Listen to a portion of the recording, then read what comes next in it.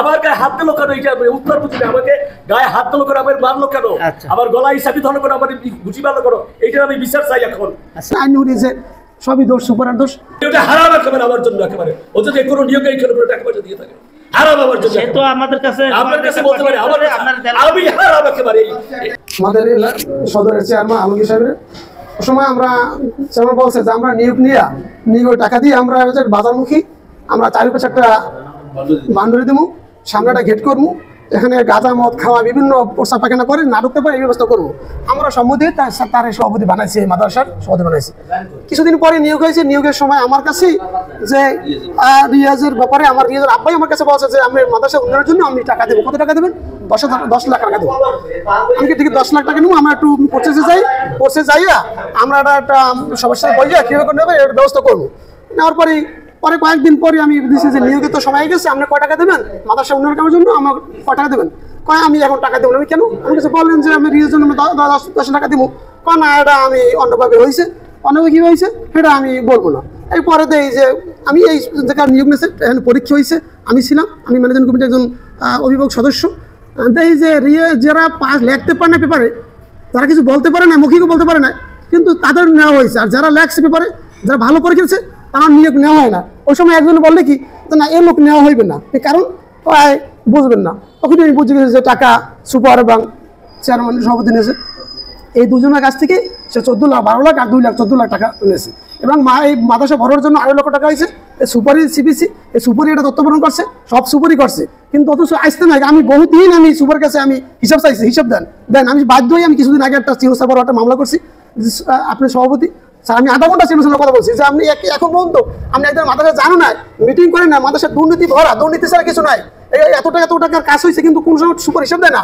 আমাকে তারা বুয়া রেজলিউশন নিয়ে যায়, রেজলিউশন সই দেন। আমি 2 দিন রেজলিউশন সই দিই নাই, কিন্তু এই সই দিই নাই আমার অবিকাল সেই সই দিয়া রেজলিউশন করিয়া সে মিটিং পাস করছি। এভাবে আমি স্যারের কাছে বলছি, কিন্তু স্যারের কোনো পদক্ষেপ নেয় না। আজকে সকালে আমরা মাদ্রাসা শুনি যে সিরিয়াসলি আমি দৌড়িয়ে আসছি, আসে দেয় যে সুপার নামে, আমি সুপার বলছি হুজুর কি হয়েছে, আমার মারছে, কি মারছে, সব বসেন, আমি বিদ্যাক মিশর বিদ্যাক কিংবা ফসল মাদ্রাসা করবো। বহুবার টাইম নিয়ে আনছি, সে নাম নিয়ে চলে গেছে, বসেন। আমি এই সুপার কাছে বলছি যে আপনি যে টাকাটা হয় আপনি খরচা পর বাকি টাকাটা আমি বাদ করে সুপার সিকিউরিটি দিয়ে দেন। সে কাল হঠাৎ ঘুরে ঘুরতে এখন পর্যন্ত সে এই টাকাটা নিয়ে ঘুরেছে এবং হাতাহাতি হয়েছে। এই মনির কাকা হুজুরে ওরা তো বলছে মোবাইল করে, সে মোবাইল নেওয়ার সময় মোবাইল পড়ে গেছে, উঠতেই কাজ মারছে। আমার এই শিক্ষকের মুখে সব শুনলাম। 2015 সালে শুরুতে নাম আর আপনার? আমি মোহাম্মদ জহুরুল ইসলাম, সহকারী শিক্ষক ইংরেজি, হ্যারিটেন্স হালিয়া দাখিল মাদ্রাসা। 2015 সাল থেকে নিয়োগপ্রাপ্ত শিক্ষক আমি এখানকার। তো আমি বেশ অনেক ঘটনার সাথে কিন্তু সম্পৃক্ত। 2015 সাল থেকে আমাদের কথা একটাই যে মাদ্রাসায় যে আয় এবং ব্যয় সেটা আমরা প্রকাশ্য দিবালোকের মতো দেখতে চাই। আমাদের এই প্রতিষ্ঠানটি কিন্তু ধর্মীয় প্রতিষ্ঠান, এখানে আমরা সবাই কিন্তু মাস্টার হোল্ডার মালিক যেটা। তো উনি অ্যাজ ইউজুয়াল আসার ওই মুহূর্তে ওনাকে বলে তোমরা সবাই তোমাদের কাজে যাও। সুপার মহোদয় বলে আমি টাকার ব্যাপারে আমি যা করা লাগে আমি করবো। এই কথাটা আসলে কাজ হিসেবে কিন্তু লাগবে। একদম সুপারের কথা থাকে মার্জিত, সে মার্জিত কথাটা সকালে হয়নি, কেমন লাভ দিয়ে ওঠে। একদম সুপার তো লাভ দিয়ে ওঠার বিষয় না। যদি সেক্ষেত্রে আমাদের ঘাট থেকেও টাকা দিতে হয় ভর্তুকি, সেটা দেওয়ার জন্য আমরা প্রস্তুত। কিন্তু এই ধরনের এই হাতাহাতি পাকড়ি কালকে দিবনে দেখতেছি এই যে একটা ধূম্রজাল, সেটি যেন না হয় এই প্রত্যাশা ব্যক্ত করে সকলে। এরপরে ওনাদের মধ্যে ধরাধরি হাতাহাতি ঠেলাঠেলি। এরপর রিয়াজ আরো 2জন শিক্ষক ওই জহির তারা ফিরেছে, আর সামনে কেউ যেতে পারে নাই। হ্যাঁ, আমরা উপজেলা নির্বাহী কর্মকর্তা মহোদয় তিনি শুনলাম নাকি প্রমোশন হয়েছে, উনি চলে যাবেন। আমরা বলছি আপনি দ্রুত চেকটা সই করেন। তাই করে আমি বারবার তার রিকোয়েস্ট করছি আজকেরও, কিন্তু উনি ধরিমেশি করে এই মুহূর্তে কাজী সেবাইছে তার সাথে যে দেখেন আপনি আমাদের টাকাটার ব্যাপারে ফয়সালা দিলে আমরা কিন্তু ক্লাসে আমাদের এমন কর্মবিরতি আছে, আমাদের জাতীয় পর্যায়ে কর্মবিরতি চলতে আছে শিক্ষা প্রতিষ্ঠানে মাদ্রাসায়। আমরা সেই দিক থেকে আমরা কিন্তু কর্মবিরতি আমরা থাকবো, আপনি চলিয়ে যান। কিন্তু সেটা সে না করিয়া সে এক মুহূর্তে সে তার কথাগুলো রেকর্ড করার চেষ্টা করায় উনি ওই মোবাইল দিয়ে টানতেছেন। কাজী সেবা ওই সুপার সাহেবের মোবাইল দিয়ে টানতেছে, আমরা দাঁড়ানো পাশে টান দেওয়ার সাথে সাথে মোবাইল দিয়ে পড়ে গেছে। এরপর উঠি একটা থাবর ওনারা লাগাইছে, কাদিরের একটু দায়ী প্রধান মনিল কাদির একটা থাবর লাগাইছে। এরপরে হাতাহাতি সুপার শুরু করছে বিসমিল্লাহ কইলো। আমাদের পাওনা টাকা ওই 25,000 পিছনের টাকাতে আসি। আমাদের বর্তমানে 25,000 টাকার একটা বাজেট দিয়েছে, একটা চেক হলে আমার নামে, আমি বলছিলাম যে আপনি যদি না পান আমার কাছে দেন, আমি চেকটা শোধ করে আনি 300 করে কানতে, তাও দেয় নাই। এবার গরিবেশি করে উনি পিছনে ফেলাইতেছে, অর্থাৎ ওনার উদ্দেশ্যটা তো আমরা বলতে পারবো না, উনি আসলে টাকা আমাকে দেবে না আসলে এইভাবে গরিবেশি করে পিছনে ফেলাই দেবে। যাই হোক, এখন পরবর্তী কি হয় সেটা এখন বিষয়। ঠিক আছে, আপনার অভিযোগ শুনছি আমরা। আচ্ছা, আপনার অভিযোগ তো বলে না যে আপনার মারতে, আপনি এখন আরেকটা অভিযোগ না না এই বিষয়টা যদি কোনো কিছু থাকে আবার সভাপতি আছে সেখানে আমরা যাব, এখান থেকে কোনো কিছু নাই, হেরাই করছে যাদের তো হেরা কাজ করছে। আপনার যে সভাপতি ছিল, সাবেক সভাপতি, তিনি বলছেন আমি তারে নিজের হাতে আমার কাছে এই বিষয় এছাড়া বালি ভরার সংক্রান্ত আপনাকে এই বিষয় বালি ভরার সংক্রান্ত আপনাকে টাকা দিয়েছে।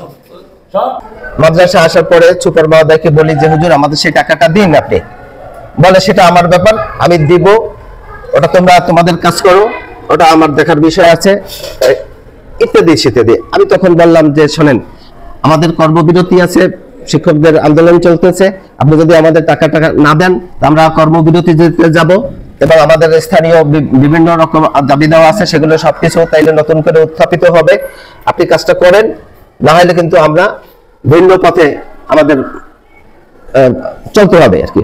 তখনই সে আমার কথাগুলো রেকর্ড করতেছিল, রেকর্ড করার এক পর্যায়ে আমি বলছি আপনি রেকর্ড করেন না, সরান আপনার হাতটা, তখন তার মোবাইলটা পড়ে যায়, সেই পর্যায়ে আমাকে উপর যে করে আমার গায়ে আঘাত করে সে, হ্যাঁ থাপ্পড় মারে আমাকে, তখনই আমাদের মধ্যে হাতাহাতি শুরু হয়।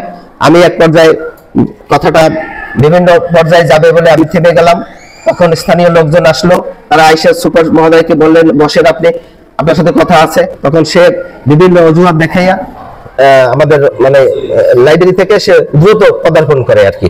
কেন একটা মাদ্রাসায় অ্যাকাউন্ট থাকবে দুইটা, একটা হলো মাদ্রাসার অ্যাকাউন্ট, আর একটা থাকবে সাধারণ তহবিল জেনারেল ফান্ড। উপস্থিত কি সে চারটা এখানে ই করছে অ্যাকাউন্ট, একটা হলো সোনালী ব্যাংকে, আর একটা কৃষি ব্যাংকে, আর একটা হলো আলাদা ব্যাংক। এটা হলো কোনো সভাপতি জানে না, এটা হলো তার কাঙ্ক্ষিত লোক দিয়ে সেই আলাদা ব্যাংকে এই অ্যাকাউন্ট করছে। সে হলো বিভিন্ন জায়গায় টাকা গচ্ছিত টাকা মাদ্রাসার, মানে সে টাকাগুলো বিভিন্ন জায়গায় অবৈধভাবে রাখছে। এখন মাদ্রাসার শিক্ষকরা বসে আমাদের যে সমস্ত, যেমন আপনার টিউশন ফি, তারপর ফিস টাকা বিভিন্ন যারা তারা কষ্ট বিলেস করে, তারা যখন দাবি করছে, সে বসে প্রথম বছর অস্বীকার করছে অ্যাকাউন্টে কোনো টাকাই নেই। তখন তারা ধরপকড় করার পরে জেনারেল ফান্ডে টাকা থাকবে না কেন, লক্ষ লক্ষ টাকা থাকার কথা, সেই অনুদানের টাকা থাকবে, তারপর ওই যে বালুর টাকা থাকবে, নিয়োগের টাকা থাকবে, সে কি করছে, ওনার সে কি করছে নিজে ওরা আত্মসাৎ করছে। সোজা কথা এই হলো, আমি জানি আজকের যে ঘটনা, এই ঘটনায় আমি যে শুনেছি, আমি লোকালে দোকানে আসছি, শোনার পরে আসছি, আসার পরে ওনার বিভিন্ন প্রাথমিক একটা কথা হয়েছে, ওই পিছনে কথা আমাদের যে টাকা দেবেন, চেক রাখছেন টাকাটা দেন, সে বিষয়ে উনি বলছে আমি এটার ব্যবস্থা নেব অথবা নিচ্ছি, কিন্তু সে এরকম তালবাহানা করতেছে। তখন মনি ভাই আমাদের সে একজন প্রধান শিক্ষক, ইত্তেদাই হলো সে একজন প্রধান শিক্ষক, সুপার একজন প্রধান শিক্ষক, ওনাকে কি করছে, উনি যখন বসে ওনার কথা উনি রেকর্ড করতেছে, এক পর্যায়ে উনি নিবৃত্ত করছে আপনি রেকর্ড করেন না, আমরা কথা বলি এখানে নিজের ভাই ব্রাদার হিসেবে, আমাদের শিক্ষক হিসেবে। সে এক পর্যায়ে কি করছে, সে মোবাইলটা সে যখন সরানোর চেষ্টা করছে, তাকে গালে থাপ্পড় দিছে। একজন শিক্ষককে সে চর মারতে পারে না, এটা অনৈতিক কাজ, এটা এর বিচার চাই। এবং কেউরা সাহেবকে আমি ব্যক্তিগতভাবে ওনার যে অনৈতিক, আমি নিজেও আমি ওনার ইতে লিখছি, আমি ওনার যে হোয়াটসঅ্যাপে আমার লেখা আছে, আমার হোয়াটসঅ্যাপে আছে, অনৈতিক কাজ করে আমি কেউরা সাহেবের আমার মনে হয় 3-4 মাস আগে আমি স্যারকে আমি অবগত করছি। ধন্যবাদ।